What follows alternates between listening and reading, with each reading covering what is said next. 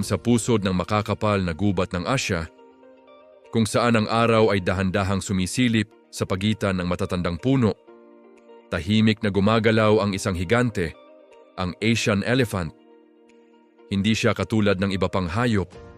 Sa bawat hakbang niya sa lupa, tila ba dala niya ang bigat ng kasaysayan, alaala at karunungan ng kanyang lahi. Isang umaga, isang batang elepante ang unang sumunod sa kanyang ina palabas ng damuhan. Nanginginig ang kanyang tuhod, hindi sa takot, kundi sa pananabik na tuklasin ang mundo.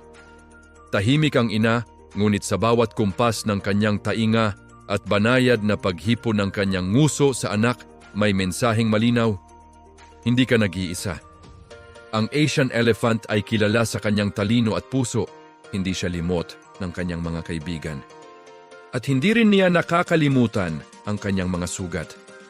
May mga marka ang kanyang katawan, bakas ng pakikipaglaban upang mabuhay, upang ipagtanggol ang kanyang pamilya laban sa panganib ng tao at kalikasan.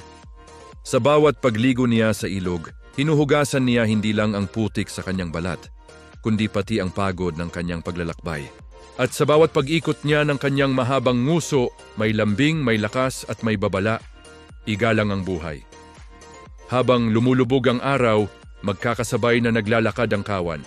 Bata, matanda, sugatan at malakas. Lahat pantay sa ilalim ng lilim ng gubat. Sa kanilang pag-alis, naiiwan ang tunog ng mga yapak, mabigat ngunit mapayapa. At sa katahimikang iyon, isang paalala ang naiiwan sa atin. Ang tunay na lakas ay hindi nasusukat sa laki ng katawan, kundi sa lalim ng pag-alaga, alaala at pagkakaisa.